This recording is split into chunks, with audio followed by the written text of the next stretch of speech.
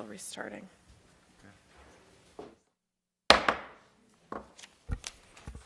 Good morning. I will call to order today's regular meeting of the Zoning and Planning Committee. Today is Thursday. No, it's not. Today is Thursday, May 15th, 2014. We have a quorum. I'm Lisa Bender. I'm the chair of the committee, and I'm joined by council members Reich, Goodman, and Johnson. We have 4 items on today's agenda.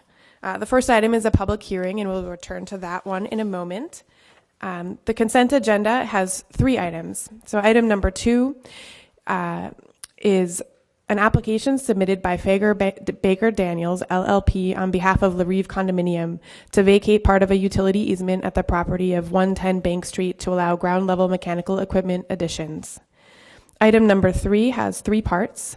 It's an application by Leonard Street and Denard on behalf of the Upper Midwest Oregon Procurement Organization for vacation of multiple drainage and utility easements for the property located at 2225 and 2313 West River Road North and 70 North 22nd Avenue, subject to a new easement for city utilities to be provided. The second part is to authorize the appropriate city officials and staff to execute the final utility easement relocation and construction agreement. And the third part is to authorize the appropriate city officials and staff to execute and record the declaration of drainage and utility easements. And the item number 4 is a petition filed by Tyrone Folliard on behalf of Encaustic LLC to rezone the property located at 1401 Marshall Street Northeast from R3 to C1 to allow for a catering business, occasional restaurant, and an addition, and to modify the 2013 City Planning Commission condition of approval. And that's for the Chow Girls catering business. So with that, are there any questions or comments about the consent agenda? Seeing none, I'll move those 3 items. All those in favor, please say aye. Aye. Any opposed, nay? Those 3 items carry. Then we'll return to the public hearing, which is item number 1. This is an appeal submitted by Diane Hofstad on behalf of a group of people of the decision of the City Planning Commission to approve a conditional use permit and site plan review to allow for a liquor store at the property located at 80 Broadway Street Northeast. So we'll start with the staff report.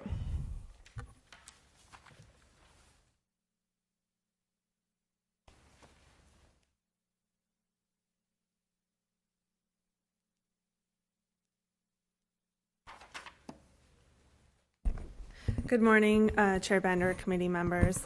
The item before you is an appeal of the decision of the Planning Commission to approve a liquor store at 80 Broadway Street Northeast. The proposal is for a new 1-story, 7,500 square foot building in which the liquor store would be located.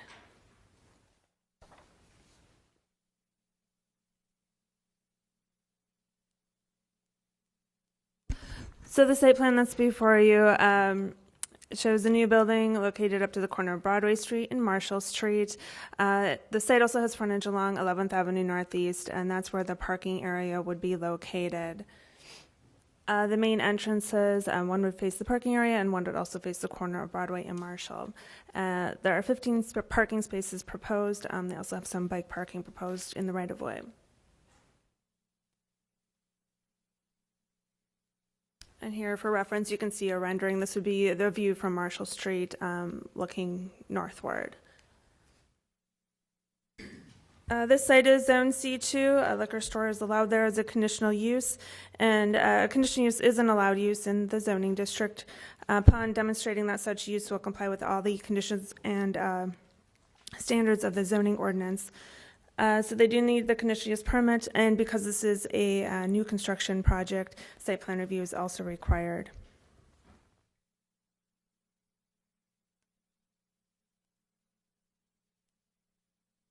The site is located on the southeast corner of Broadway and Marshall, and this area is mixed use. There's a bank on one corner, a library on another, and the surface parking lot for Graco on the remaining corner. To the south of the site, across 11th Avenue, there's also a bar, and then directly east is a restaurant, and then kind of more further east, it's low-density residential. The comprehensive plan calls for mixed use as a future land use of the site, and just for reference, mixed use can mean a mixed-use building or a mixed-use area. It doesn't necessarily mean that the building itself has to be mixed-use. Broadway and Marshall, those are the primary corridors. They are community corridors. This site is located in an activity center that focuses around the Greenbelt complex. And these land use designations do support commercial development at this location. The site isn't located within the boundaries of any small area plans that have been adopted. That includes the above the falls small area plan. But that plan does talk about improvements for Marshall. It calls for making it more like a parkway. At the public hearing, at the Planning Commission meeting, there were some public concerns that were raised about this development impacting those improvements to Marshall Street, which could include bike lanes and more landscaping like boulevards. And Marshall is a county road. It's also a truck route.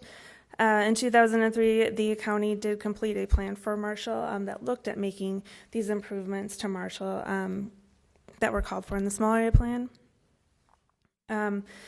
And one of the issues that's noted is that there are areas of Marshall Street that are narrower. Here we have a width of 80 feet, so this is one of the wider sections. And those narrower locations, there are some issues with obtaining or, implementing more of these improvements.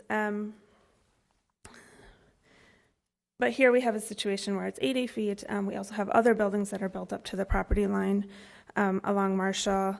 The sidewalk here is 14 feet wide. So when we were looking at this, we didn't identify any issues of having the building located up to the street.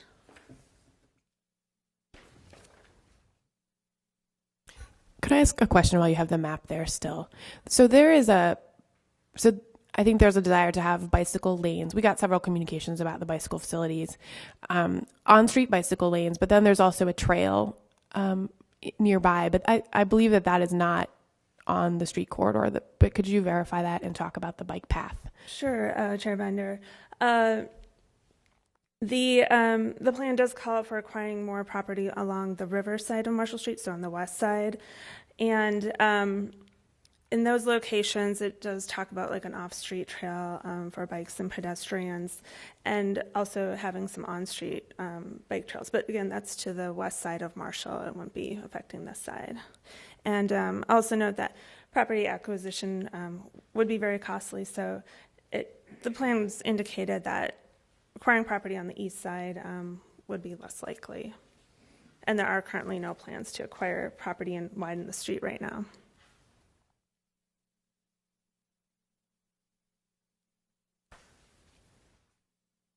Another public concern that was raised at the public hearing was having the curb cut along Marshall Street.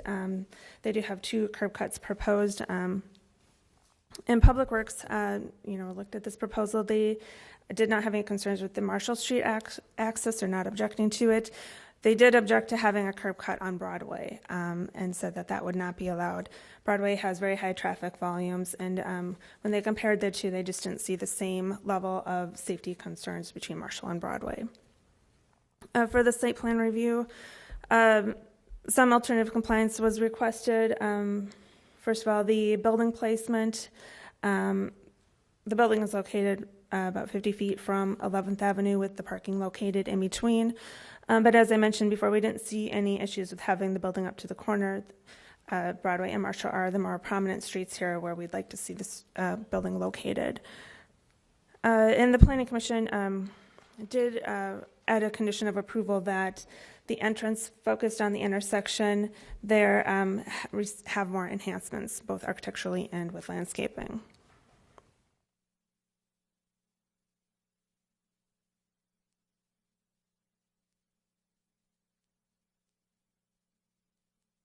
There's an alternative compliance request for the windows.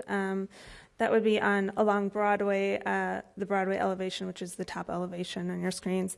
They were proposing to do 17.3% windows on that side. And with that being a primary frontage, we wanted to see them meet the 30% windows.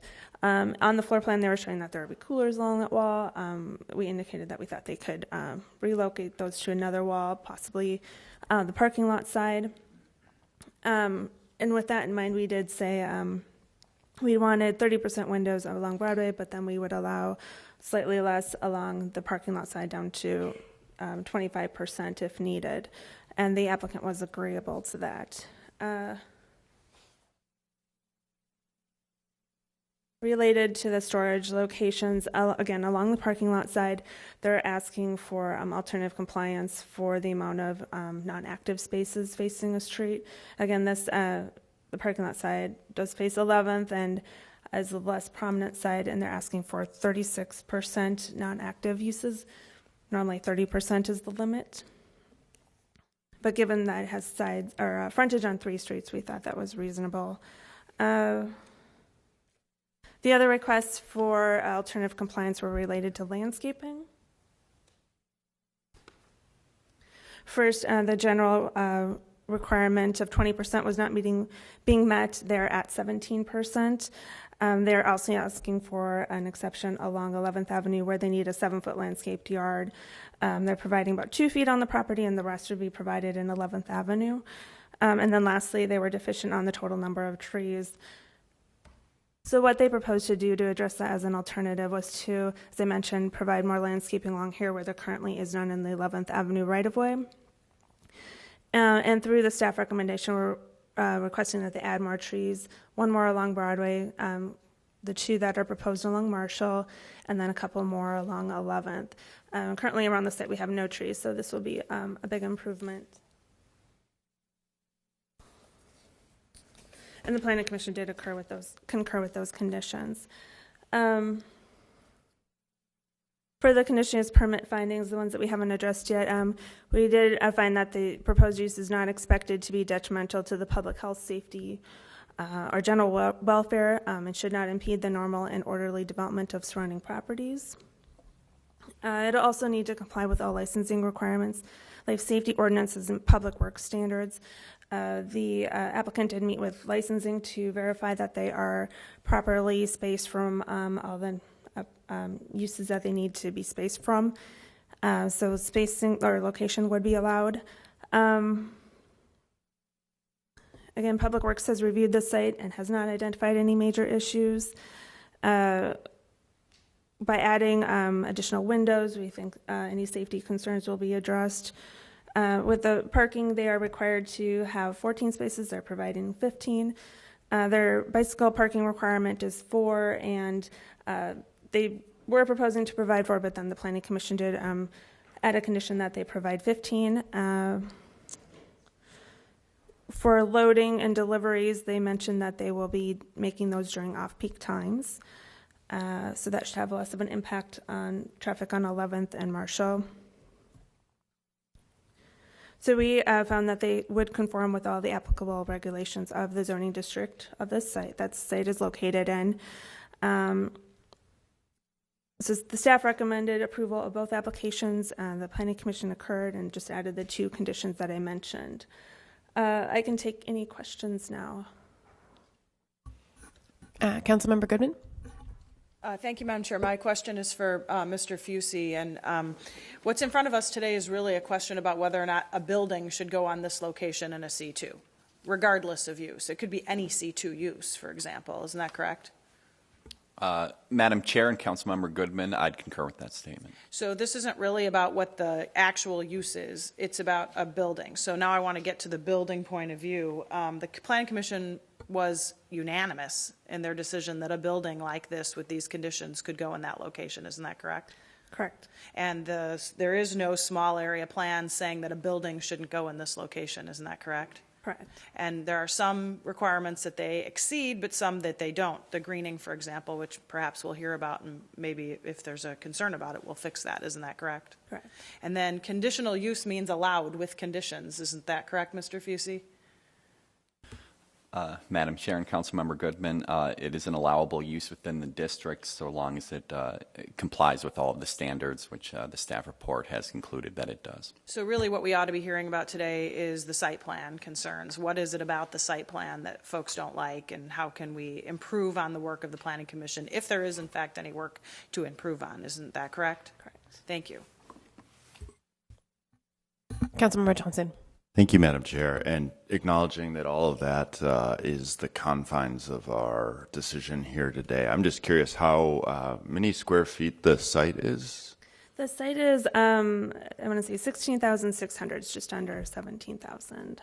Okay, wow, okay. So I know I'm working with a liquor store owner in my ward on a site where there would be residential above as well. And I would just say, obviously, since we can't make our decision based off of the density issue here today and just whether or not a building's allowed on that site, I would just put a bug in the owner's ears that, you know, if you can diversify and get more money coming in from rents as well, I would hope you would consider adding some density, which would be a positive thing for the city, and still be able to have your business on the first floor. So thank you.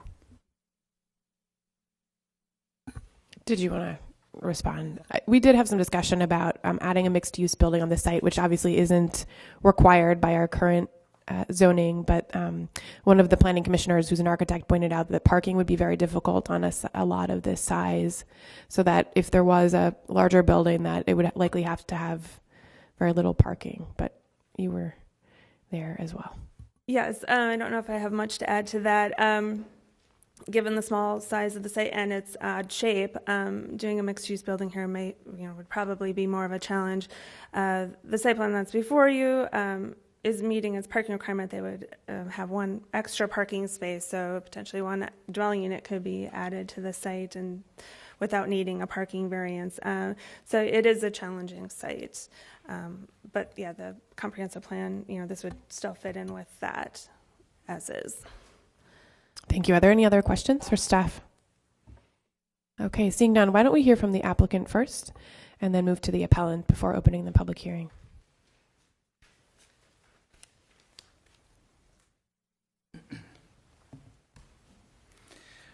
Madam Chairperson, council members, my name is Thomas Harlan. I'm the attorney for the applicant from Madigan, Dahl, and Harlan. And we want to first off thank the Planning Commission for their support, their questions, their concerns, the conditions that were put on this. We're willing to work with the city. We're willing to work with the city staff to make sure that this is a welcome development.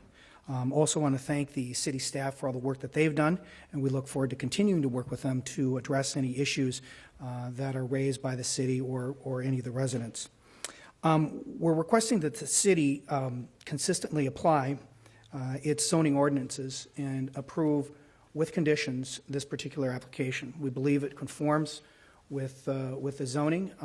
We believe it is one of the best uses for this particular property. With respect to the project, we've got Scott Nelson from DJR Architects that's going to address a lot of those, but I want to just touch on a few points. First, this site, and I think everybody can agree, the site is underutilized. As it currently exists, if everybody can say that this is a gateway into the northeast area, certainly this site is not what the city would like to present as something going in. So I think that that's a common ground on which everybody can agree. The proposal before you conforms, like I said, conforms to the use subject to conditions. And what's important is that we start to address a little bit of what the vision should be, even though there are a series of questions about what properly is before the committee today. This naturally bleeds over a little bit, and so I think it's important that you guys get a flavor of that. Yes, indeed, it is going to be proposed to be a liquor store, but it's a different kind of liquor store. It's going to be a neighborhood liquor store. It's not going to be a big box suburban liquor store that is going to be running ads in the Star and Tribune or on any of the local radio stations. It's a small neighborhood liquor store. It's going to be dog friendly. It's going to be bike friendly. That's part of what some of the discussions that we had with city staff and with the Planning Commission. There's an increase with respect to bikes. It's going to be pedestrian friendly. The goal is to minimize the impact, and we're going to do that by coordinating deliveries, as we talked about. With traffic, we've backed away from the curb cut coming in off Broadway. And again, this is not going to be a destination, so you're not going to see the big, rush in or rush out, to beat the best price or to do anything along those lines. It's a neighborhood piece. What's also important, it's going to maximize the blend, and you'll hear a little bit more about that. So in other words, what it's pulling from are what's around it. For example, the Grainbelt Brewery just across the street. There's certain, certain architectural features that are being pulled into this building. And it's very important so that even though it is 7,500 square feet, there's discussions about whether it can be mixed use or not. And again, I'll defer to the architect on that. This is not a minimum build. This is a significant investment into a store that is going to blend into the particular area. It's a vibrant area, as you know. This is an area that's constantly getting more and more infusion in the city. I'm hopeful we'll see the benefit in this and can understand that it's important. What's also important is this is actually coming from already a business family in the city. So this is a family. That's a third-generation liquor store family. And this is going to be an investment into the community, back into the community. They understand how to run a liquor store. They understand the concept of a neighborhood liquor store, and they believe that this works. As as city staff, as Janelle indicated, that this is a conforming use. It does fit within all the requirements. Before you, though, is an appeal, and I would point out that really, as you look through and listen to this appeal, you'll note that there's really nothing new. There's nothing new that's going to be presented here today. The same arguments were presented before the Planning Commission, and I invite you to read those particular, if you get an opportunity, read the transcript from that and read some of the comments at the close of a public hearing, some of the comments by the commissioners as it relates to the concerns raised during that time frame. You'll find that they're enlightening and were already weighed and considered. Lastly, I passed out to you all some local press May 8th article that talks about some of the different community concerns about this particular build, about this liquor store going in. And this is just my observation. As I read that, I wondered really, is this about the merits of this particular piece, or is there something different? It seemed to be as much political and possibly setting up another political run rather than discussing the true merits of this particular application. So what we're here to do today is to ask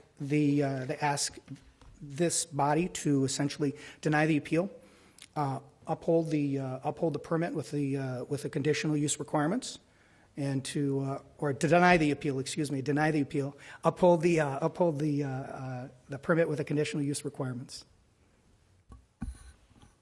Any questions? Any questions?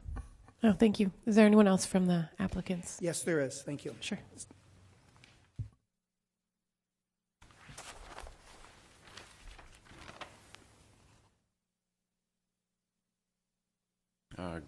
Good morning, Chair Bender and Commission members. My name is Scott Nelson. I'm the architect from DJR Architecture. I've been working with Jason on the store for several months, and with Janelle and the city staff and with Public Works for a long time. And we really appreciate the input that they've had throughout this. We can't emphasize enough how important this project is as a gateway to the Northeast and the community, and how much we've tried to make it in its design as a unique building, a unique spot, a neighborhood store.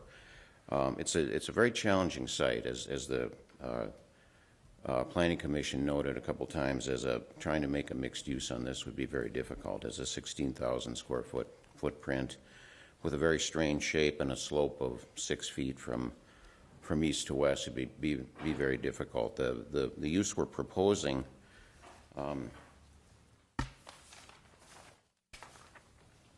with a design that's very distinctive. It's not a single multi-tenant type of facility. It's a very specific design made for this community, made to be the individual liquor store and retailer that it is, and something that's friendly, works with bikers, works with pedestrians.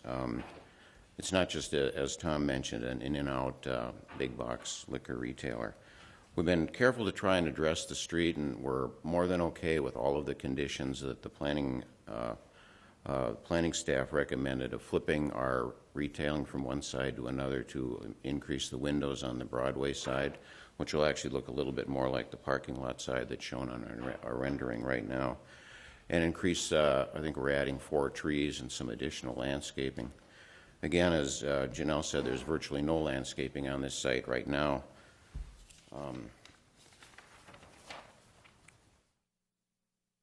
With the work we'll do with this completed project, it'll be landscaped on 4 sides. So, are there any questions about the proposal? Because I know you mentioned this, we're really talking about the building here as well. Any questions? Nope. I think we're good. Thank you very much for the presentation. Would the appellant like to speak? Okay, otherwise I can open the public hearing, and we have 10 people signed up to speak. We have the timer today, and we ask that people would keep their remarks to 2 minutes, and to please keep your comments directed at the question before us today, which is, should a building be built at this site? And then if you have any additional comments about the specifics of the site plan review. Thank you.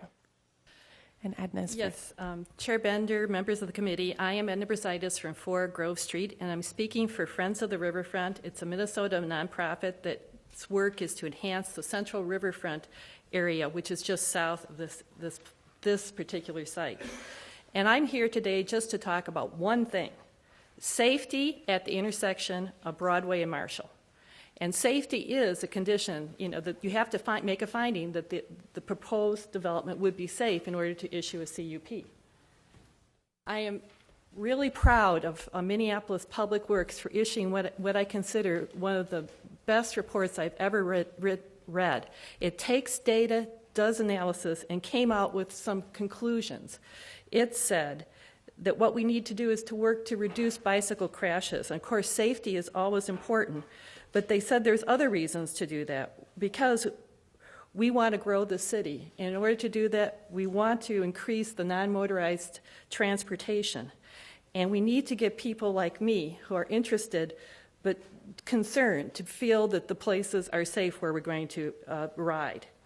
And the 3 primary conclusions emerge from the data. Most crashes are occurring at intersections along major arterials. Motorists are not seeing or yielding to bicyclists, and bicycles, I can't say it, are not riding in a predictable manner.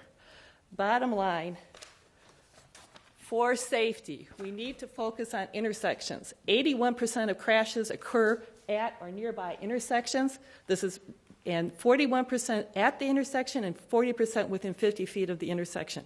So we need to look at an intersection. And so what are the particular safety concerns at this intersection? In the report, Broadway and Marshall is cited as a challenge intersection. Broadway is in the category of roads with the highest rates of accidents. As staff testified, Broadway is a truck route. There are heavy vehicles on this road, and that corresponds to fatalities. Thank you. Thank you so much for your testimony.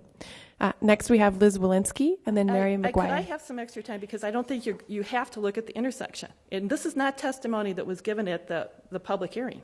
The time is up, and we need to keep everyone to the 2 minutes. Yeah, but please submit all the materials to the clerk, and we've seen several maps of the area as well. Well, I don't think you've seen this map. And in this map, you can see where the crossings go across the road, and they're at an angle. And you can also see that development has allowed open space at the corners, so you have better sight lines. This particular corner here is going to be dangerous. Okay, thank you for your testimony. Well, one more thing. Ms. Walensky. I'm just going to say that there is a bike path. Ma'am, in order to be fair to everyone, we have to keep everyone to 2 minutes. Thank you for your testimony. Ms. Lewinsky is next, and then we have Mary McGuire, Mike Reed, Lisa Hondros, Bill Wittrak. Thank you. And please do give the materials to the clerk, and they'll be entered into the public record. Let me get this up here.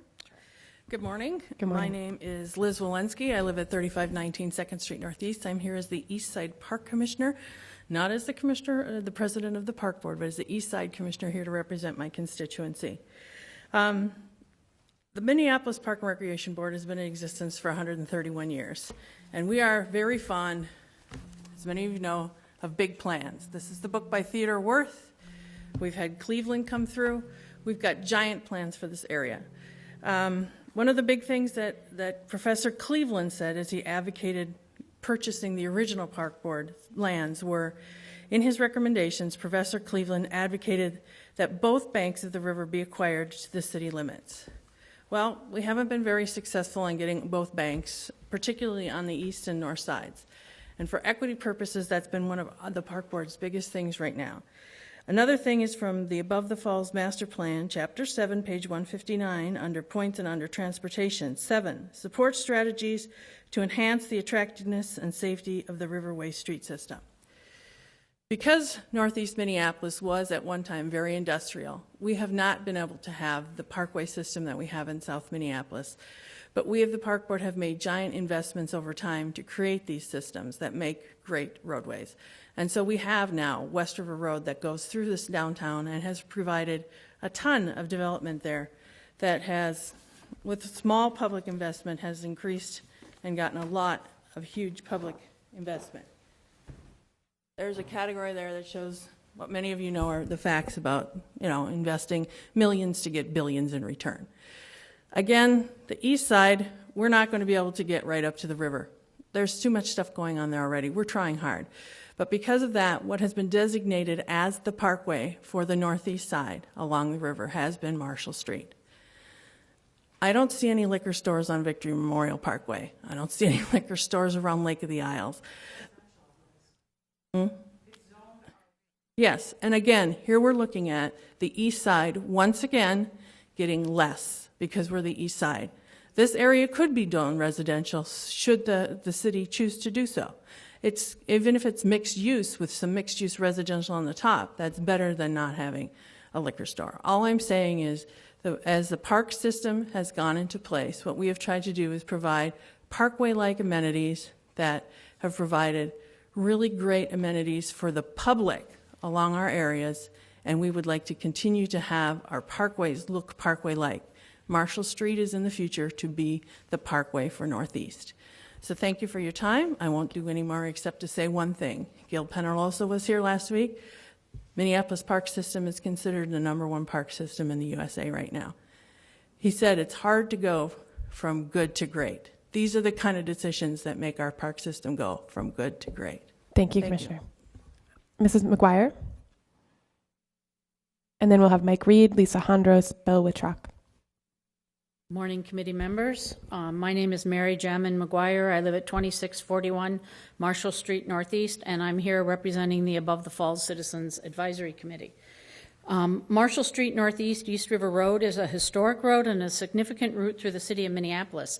It's not an accident that it's alongside the Mississippi River and within the Mississippi National River and Recreation Area, our own national park.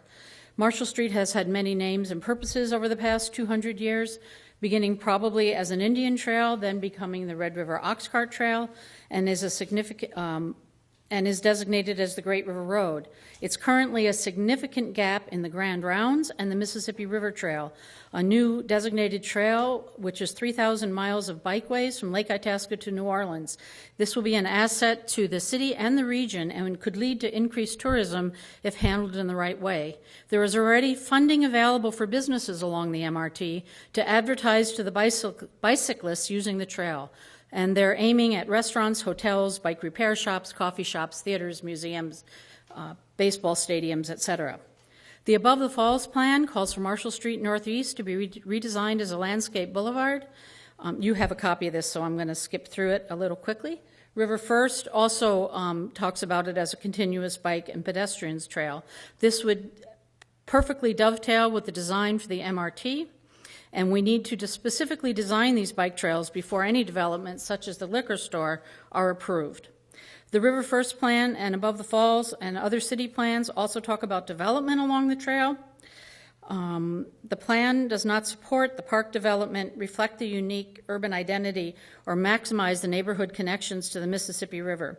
In fact, this development would detract from the plan for the plans from this area and make it more difficult to implement. It's not enough just to have the bike trails. It's critical to include the parkway-like amenities and development that will enhance the experience of living or traveling adjacent to one of the greatest rivers in the world. It's time for Minneapolis to recognize the importance of the Mississippi River to the city of Minneapolis, both for residents and visitors, and to implement these plans, some of which extend back to the late 1800s. Thank you. Time. Thank you for your testimony. Mr. Reed? Then Lisa Hondros, Bill Wittruck, and Tony Hofstad. I signed it accidentally as I walked in. Oh, okay, no problem. Lisa Hondros. Good morning. I'll try to be quick. As you know, the approval of the conditional use permits requires a finding that it's consistent with the applicable policies of the comprehensive plan. And we also heard that this is part of the Grain Belt Complex Activity Center, which the plan only identifies 18 activity centers in the city of Minneapolis, including Uptown and Cedar Riverside. They're places that shape the urban identity, and they are very specific. I guess I disagree with the staff's conclusion that it is consistent with those, and I will go through why. Well, I don't know if you can see this, but if you look through the policy, the very first one, encourage a variety of commercial and residential uses that generate activity all day long and into the evening. True enough, this is the only one cited by staff. True enough, a liquor store adds a new use. I don't know that it contributes to all day long into the evening. I don't know the hours, but I suspect the bank, the library, the things are open, and later in the evening is more like a restaurant or something open later at night. Next down, encourage mixed-use buildings with commercial uses located on the ground floor. No, this is a single use. Encourage active uses on the ground floor of buildings and activity centers. Again, no, because a ground floor implies that the building has more than one floor. Discourage uses that diminish the transit, pedestrian character, automotive services. No, this has a surface parking lot, and you've heard a little bit from others about the negative impacts on the transit and pedestrian character in the parks. Encourage a height of at least 2 stories for new buildings.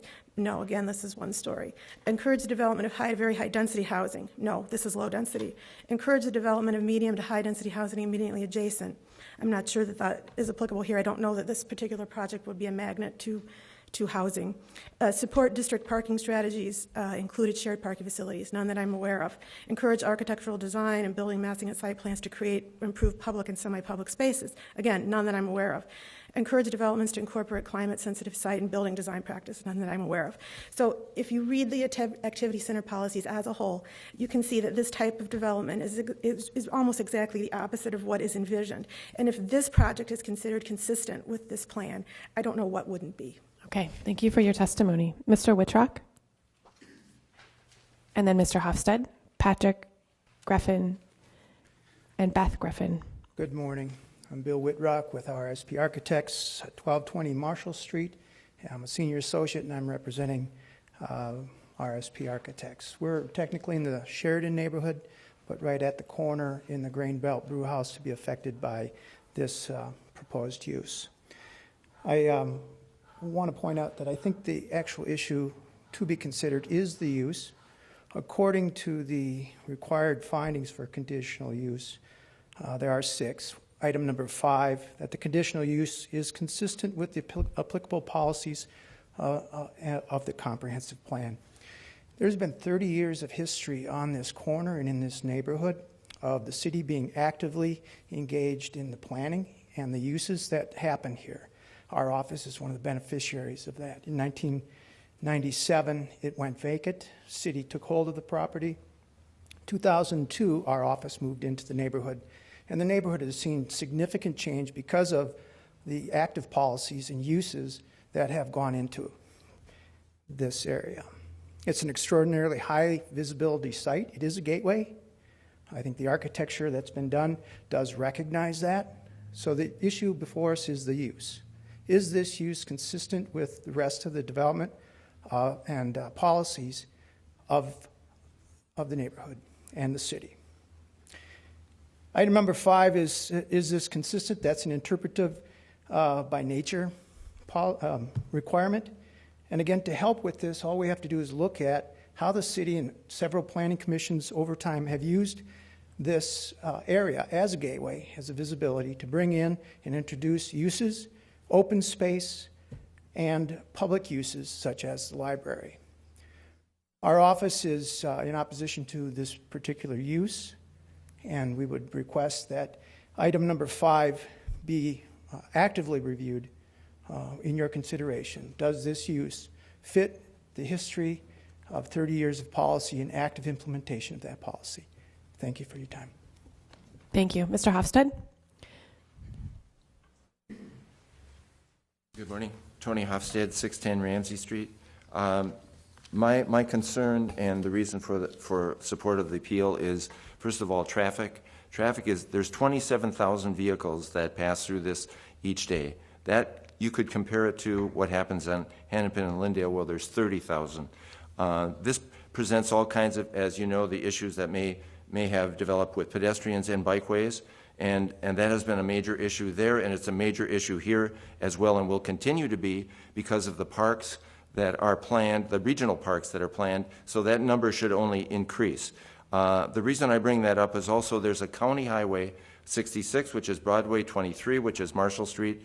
The county has not been actually consulted in terms of how and what the traffic impact will be.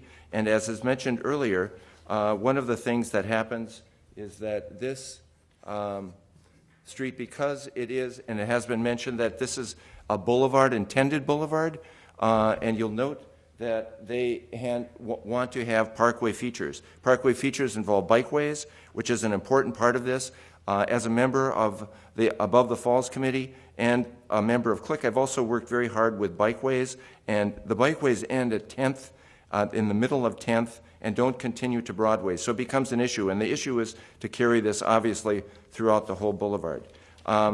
I think if you look at the congestion, and again, I ask that the county would be consulted, and that in and out retail in this site just doesn't work. There's too much traffic, and there will be increased traffic.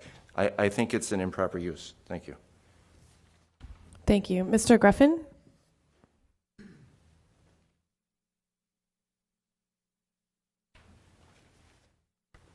My name is Patrick Griffin. I'm a resident of St. Anthony West. This proposed development calls for a building to be built directly to the property line without a setback. A similar building was proposed at Lowry and Marshall Street Northeast, 2 county roadways, 1 mile from the current site of Lowry and Marshall. The property owner was given a directive by Hennepin County and possibly establishing a precedent that the new building needed to be set back 40 feet. Here's an example.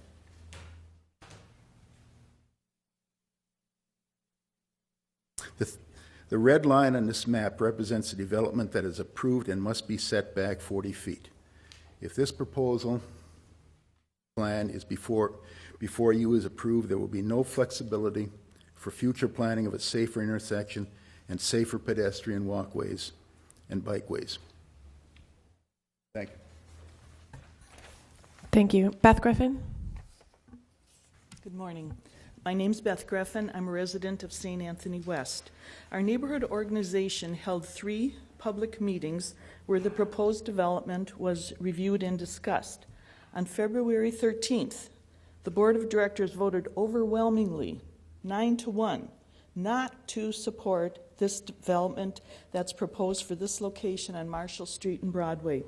The board noted several concerns, including traffic, crime, the multitude of current liquor establishments, and this being an unsuitable gateway for the St. Anthony West neighborhood. Thank you very much. I give the rest of my time to Diane Hofstad. Thank you. I'm just following the list here. So next we have Sheila Burns, or Burnt. Sheila Biernat. It's okay. I am from Northeast Minneapolis. It's the St. Anthony West neighborhood. I've been a resident there for 26 years. Chair Lisa Bender. Committee members Lisa Goodman, Andrew Johnson, Barbara Johnson, Kevin Reich, Abdi Warsami. I address you by name because we need you to be visionaries. Comprehensively look at this area and realize it's not just another corner lot. This is a significant gateway to our community, our riverfront, with historic significance. Marshall Street is not just another street. It is the Great River Road. It is part of a national scenic byway that connects us to 9 other states which celebrate and integrate the Mississippi River into the legacies of our towns, our cities, our historic sites, and link resources, people, and culture along there. It is dynamic like the river, and it needs to relate to the river. Here's a map.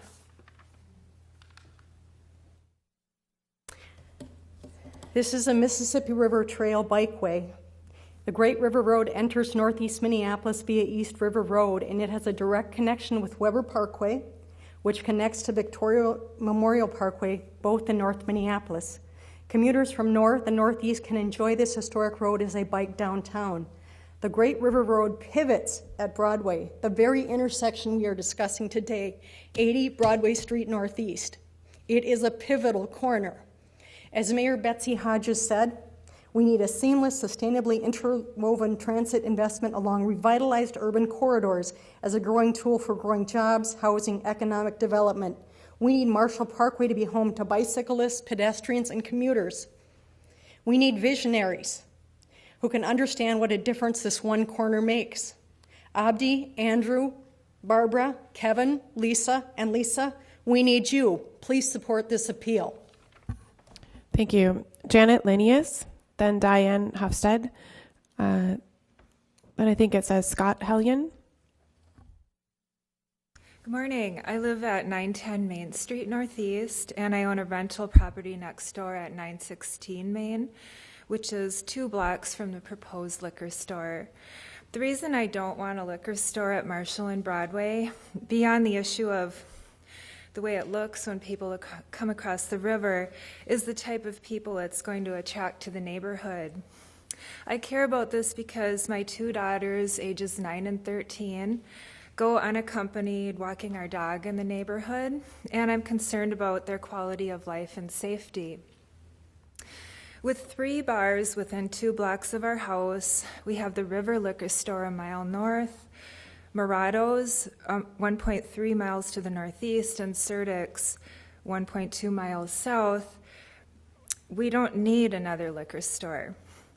So how do the liquor store establishments manifest in our day-to-day life? We often see drunks walking down our alley between the Northeast Yacht Club and the 1029 bar. The pedal pubs flaunt public drunkenness up and down Marshall and Main Streets. A few years ago, I saw a couple having sex in the back seat of a parked car on 9th and Marshall. Last summer, my husband saw drug deals going down at 10th and Marshall. On my block last summer, my neighbor was robbed at gunpoint. In conclusion, I urge you, honorable council people, to vote to wait until the St. Anthony West neighborhood completes its small area plan. And this will also give a variety of other businesses an opportunity to step forward with alternative proposals. While the modern roadways business is not aesthetically pleasing, at least it's not liquor related. Don't jump for hastily for shiny new buildings that are ultimately not the type of businesses that are going to make our neighborhood stronger, healthier, or better for our kids to grow up in. Thank you. Thank you. Ms. Hofstede? Then Scott Hellion, Tom Hahn, Kay Christensen, and Chuck Sullivan. Good morning, Council Member Bender and members of the City Council. I'm Diane Hofstede, 610 Ramsey Street. I'm here to talk to you a little bit about the conditional use permit for the proposed liquor store. Conditional use permit, a public hearing is required. And the reason for that is because it allows the city to review the use, which because of its unique characteristics is not permitted as a right of a particular zoning district. The definition of a conditional use permit is allowed if the use will comply with all of the conditions and standards of the zoning ordinance and the zoning code before granting a conditional use permit. And I would suggest that that is just not the case. The reasons we submitted our appeal certainly reinforce that. The conditional use will be injurious to the use and enjoyment of other property in the vicinity and will impede the normal and orderly development. And I just wanted to point out This is a multi-year map of all of the development that has happened in the area. It has been very robust development and thoughtful over a 30-year period of time. In addition, the very beginning of your staff report indicates that this is a development for mixed use in an activity center.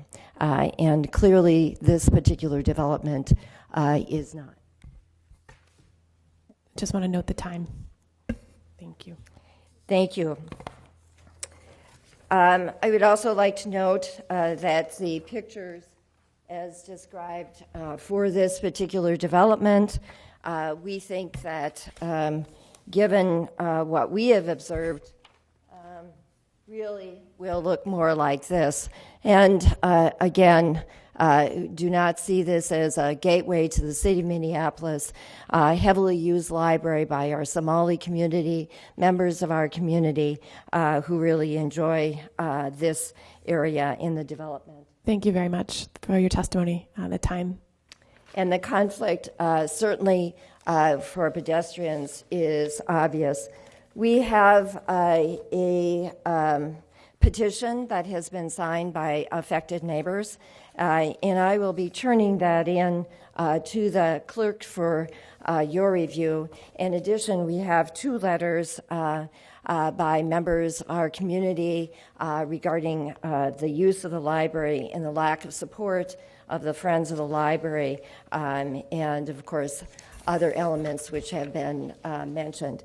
Thank you very much. Have all the needs and criteria to reject this. We ask that you reject this proposal. Thank you for your testimony. Thank All right, you. Scott, Hellion, Tom, Han, I'm sorry, I can't read. Oh, that's you. Perfect. Okay. Then we just have Kay Christensen, Chuck Sullivan. I'll just note we've heard a lot about the bike facilities and other issues, so please keep your remarks to the question at hand as well as new information. Thank you. Good morning, council members. My name is Kay Christensen, and I am representing the developer, Stephen Scott Management, and the 200-plus new renter residents that will be moving into the grain belt. The apartment's currently under construction in the adjacent Sheridan neighborhood. We are supporting and welcoming the proposed Krause liquor store to the neighborhood as we believe our renter demographic will be comprised of 22 to 35-year-old millennial generation of young professionals and as well as empty nesters. This demographic demands upscale and urban. They like upscale luxury apartments. They like upscale urban conveniences like health food or stores with unique offerings, like Trader Joe's, for example. They also like upscale shopping, and this also means for their drink of choice. They like premium spirits, trendy microbrews, and expensive wines, and they want to do the shopping in a modern, convenient, nice place. They don't walk around drinking out of a brown bag, and they do not desire to shop at a retail liquor store that would attract that type of clientele. We believe the liquor store will cater to our renters and will be a welcomed and necessary service and amenity to their neighborhood. Exactly the type of upscale liquor store catering to the improved look of the neighborhood through modern architecture and a clean, comfortable place to shop, providing them with the upscale beverages they are looking for. We advocate for the approval of the Krause liquor store. Thank you. We have one more person signed in, Chuck Sullivan.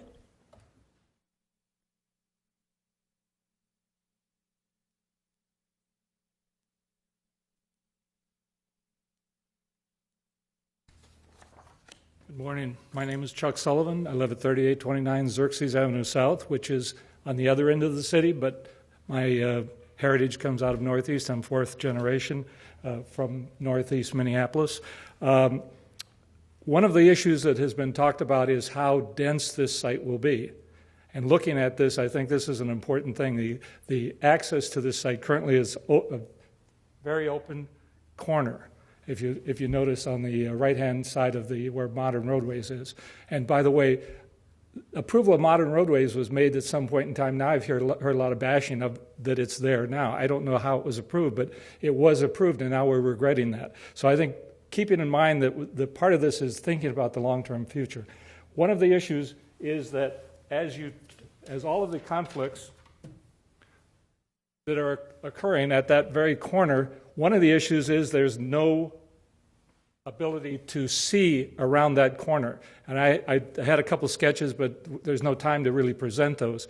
The upshot of this is that it is going to be a dangerous environment. Today's tax day. We have taxes due. The real issue is thousands and thousands and thousands of hours have gone into putting these plans together with both city staff and volunteers from the people using their volunteer time. We're not here. I'm not here to bash the liquor store.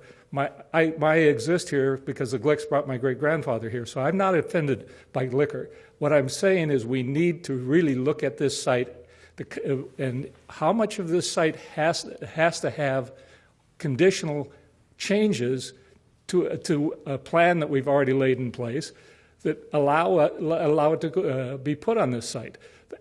Looking at the site, we've made compromises, and I want to just one more thing. Look at all the possible turning indications that are going to occur. I also sit on Catholic Elder Care's board. The trucks are going to use Main Street. There's no doubt. And you have a letter to that effect. This is a complicated site. Just want to note the time. Thank you for your time. Thank you so much. Is there anyone else who would like to speak? Anyone else? Seeing none, I will close the public hearing and see if there's any comments or questions from my colleagues. All right. I will actually, to move this along, move that we deny the appeal submitted by Diane Hofstede and on behalf of a group of people, and to allow approval of the conditional use permit and site plan review. Councilmember Reich. Thank you, Madam Chair. I wish to amend that on the condition that it meets existing site plan standards and traffic is redirected off of Marshall Street. Those are just two additional conditions. You can take that as a friendly or not. That sounds fine. Were there specific? Yeah, basically to comport with existing site plan standards and to redirect traffic off of Marshall Street. Okay. And it also recognizes time that, between now and full council vote, they can work with the local aldermen and see if there's any issues beyond that. Okay, Mr. Wittenberg. Chair Bender, Councilmember Reich, if I could just clarify if the intent of that added piece to the motion means that there would be no alternative compliance granted from site plan review standards, such as allowing part of the landscaping in the public right-of-way and those kinds of things, or just to clarify for staff's benefit when we are approving final plans? That is correct, as you stated. Okay, I'm not sure I fully understand the consequences of that. So if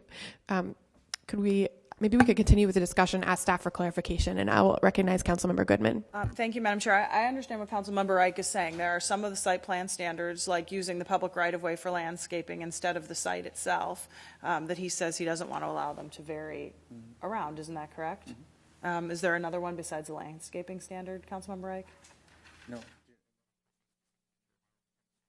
I specifically called out the redirecting traffic off of Marshall Street. Perhaps staff could show us the redirecting traffic off of Marshall Street piece of it on the screen. As it pertains to the landscaping requirement, it's very unfortunate not one of the 10 people that stood up mentioned this issue. But I agree with you. I think that the landscaping should be on their property. That might result in one less parking space, but they'd still meet the parking requirement. So I don't think that would be a problem. And if I just may comment, the spirit of this is that we do in fact have some legal obligations in terms of the use, the C2, and what it allows. However, we're not compelled to accommodate beyond that in terms of the conditions. We set those. Absolutely. I just wanted to, my question was along the lines of Councilmember Goodman's about the site access, because I know there was discussion with Public Works about where the parking lot entrances and exits were. So I just wanted to make sure that we were consistent with the work that has been done by our traffic engineers to ensure safe access by vehicles to the parking lot. Public Works has looked at this configuration. They're not opposed to the access from Marshall Street or width of the curb cut or its location. So if no curb cut were allowed on Marshall Street, all the access, both entering and exiting, would occur from 11th Avenue.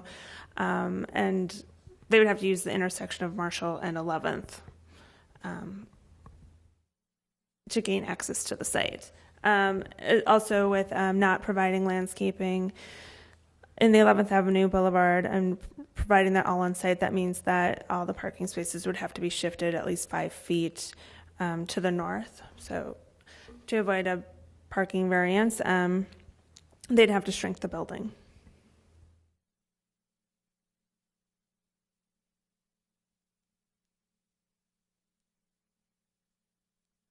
Did Public Works staff analyze the impacts of eliminating the curb cut on Marshall? They did not. They've only seen a proposal with 2 curb cuts. They haven't seen one with a single curb cut, and how that would work with maneuvering for trucks. Okay, thank you. Councilmember Frye. Thank you, Chair Bender. The vast majority of the concerns that I have with the particular use aren't relevant for or related to the conditional use permit. I will comment directly, though, on the issue of entrance and exit. My primary concern with the initial site plan was that there was an entrance and exit right on Broadway, and with the because of the fact that the entrance and exit was immediately adjacent to the intersection itself, I was quite concerned that that plan would cause a significant congestion and would result in people making a left-hand turn across 2 yellow striped lines across 2 lanes of traffic illegally, and then into the liquor store itself, and that would probably be the case whether or not it was legal. People would probably just do it illegally, and so I rejected that idea. And now the present plan, of course, has the curb cut on Marshall Street, and I appreciate Councilmember Reich's idea, which I believe would be to move it to 11th Avenue. My only concern there would be adding additional traffic to the adjacent neighborhood. So I'm certainly open to other ideas there. There are, I think I'll point out for the record that the neighborhood association has firmly opposed this. I think there are varying points of view in the neighborhood itself, and I am keeping my word, which is I told the neighborhood association that I would support whatever decision they made, and they've made their decision clearly, very clearly. And but with respect to this particular plan, I guess I'd just like some additional, I don't know necessarily input, but clarification on how this would work practically from perhaps staff. Am I right that this would everything be going through 11th Avenue there?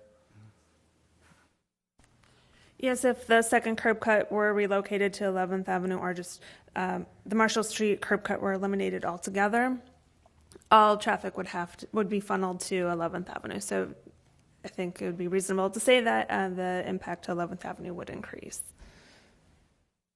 Right. And possibly Main Street, yes. Council President Johnson. Thank you, Madam Chair. And Councilmember Frye, I was trying to remember what's on the other side of 11th Avenue there. It just isn't coming to me in my head. 1029. Is it an apartment building, or is it? Well, it's 1029. 1029 is on Marshall, and then okay. beyond and behind that is the neighborhood itself, okay. Residential. Okay. And I just wanted to say, actually, that I do remember when the story behind how Thomas Brothers got located on the corner of Broadway and Marshall, and it was because the council member of the ward at the time, I think maybe I don't remember if they changed the zoning or what happened, but that was clearly a inappropriate use at the time, and I don't know if it's still there now, but there used to be like plastic. It has cyclone fence, and there used to be the plastic threaded through the fence. So it's a challenging corner.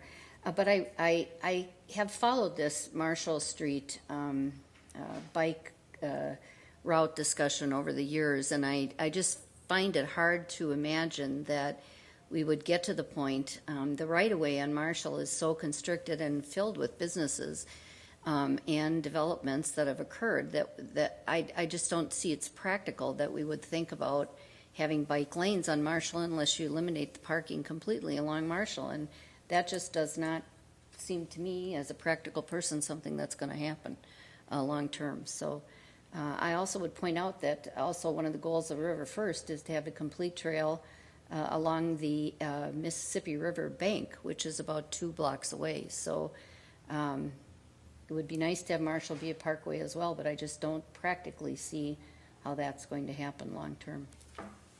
Councilmember Reich, and then Mr. Wittenberg also had a comment. Thank you, Madam Chair. Given the commentary and with the local council members' comments, I would just allow the flexibility to and encouragement to look into these issues. I take those flow-through issues very seriously, and to work through them with the property owner, proposed property owner, and then, but standing firm on the notion of compliance with our existing site plan standards, and with the traffic flow issue, further work can be done between now and full council. Okay, thank you. Mr. Wittenberg? Sure. Thank you, Chair Bender. And I just want to make sure we're very clear with the committee that the 6 items are noted as needing alternative compliance on pages 9 and 10 of the staff report. And I think that without any alternative compliance, this actually becomes a significantly different project and does not get built nearly as proposed. Perhaps most significantly, to meet our urban design and urban form objectives, we require that buildings be within 8 feet of a front lot line. Well, you've got frontage on 3 streets in this case. So if you can imagine this site plan changing to for the building to be within 8 feet of each of the street frontages, that's a significantly different project, and actually is more similar to the project that the applicant initially proposed with the curb cut off of Broadway, which was rejected by Public Works.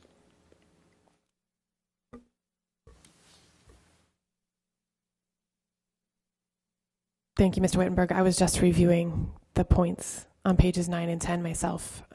So we have building placement and parking location, window requirements, ground floor active functions, general landscaping, landscaped yards for parking abutting a street, and trees along parking lot frontage and distance to trees. So those are the 6 items that you're referring that would each need to be changed in order to meet the original compliance requirements. Is that correct? That's correct. If we were to not grant alternative compliance for any of those things, each of those would have to be addressed in the revised site plan. And I suspect that the result of compliance with those would mean a trip back to the Planning Commission, because it's just not the same project any longer. I'd be curious if the applicant thinks that they could accommodate those with more or less the project we see in front of us. But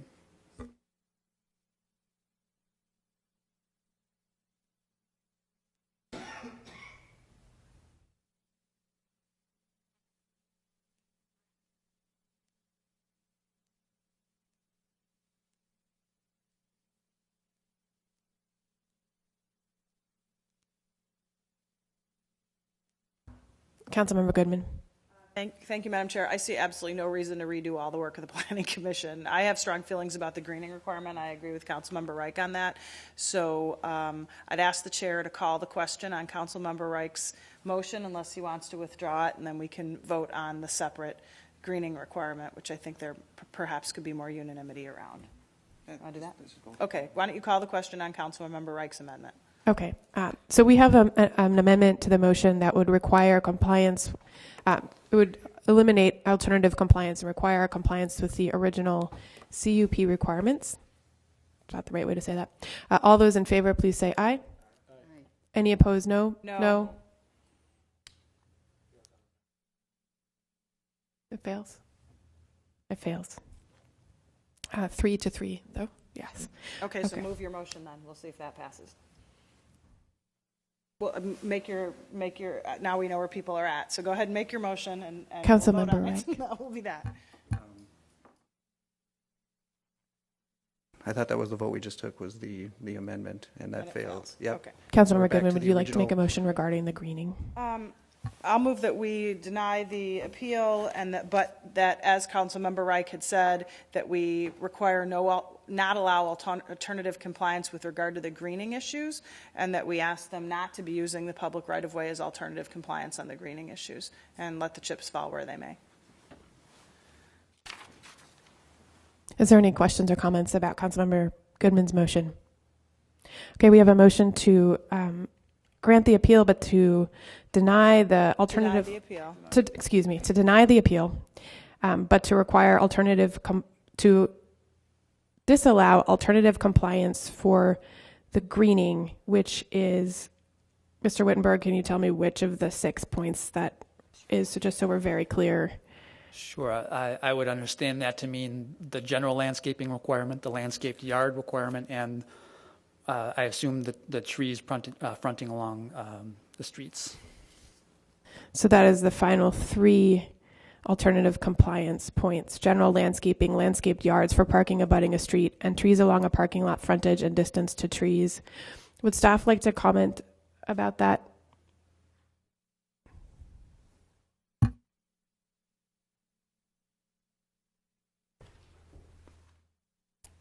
My landscaping plan has disappeared. Do we have another? I'll just have to use this one. Thank you.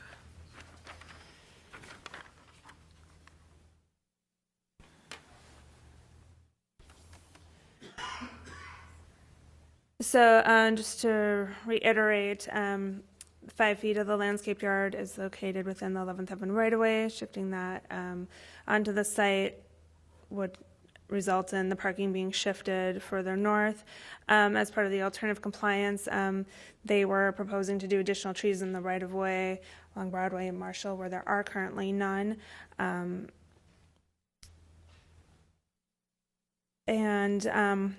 There were some additional trees then required in these landscaped yards, one on Marshall. I believe there are a couple more along 11th. So by meeting that, I guess the question I would have is, are these trees on Broadway still required? That was one thing that was offered for alternative compliance. And that the fact that 11th Avenue is, I believe this is width is 12 feet wide, so they still retain a 7-foot wide sidewalk. And we do get trees there, where there currently is no landscaping. So that was the trade-off with the alternative compliance.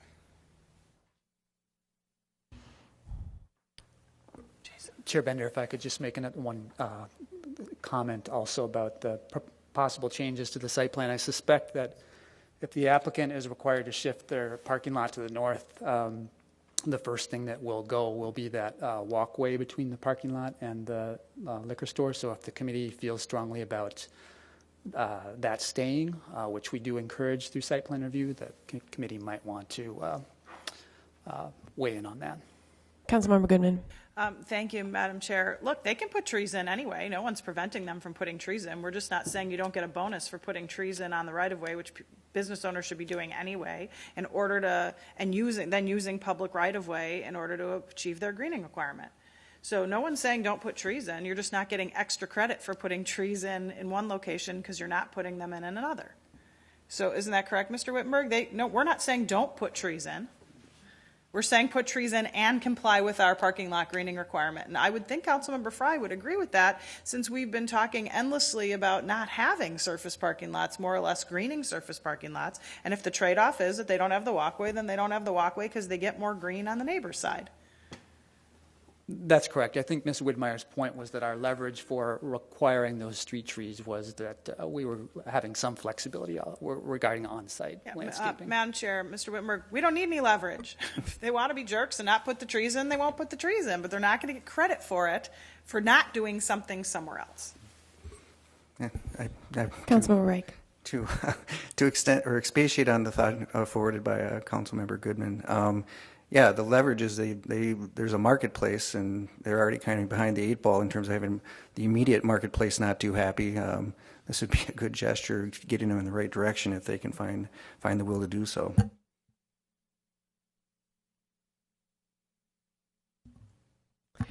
Okay. Any further comments or discussion? All right, then I will call the question on the motion, which is to deny the appeal, but to require, to not allow alternative compliance for the last 3 items. All those in favor, please say aye. Any opposed, nay? Nay. That motion carries. Okay, anything else for today's agenda? With that, our meeting is adjourned.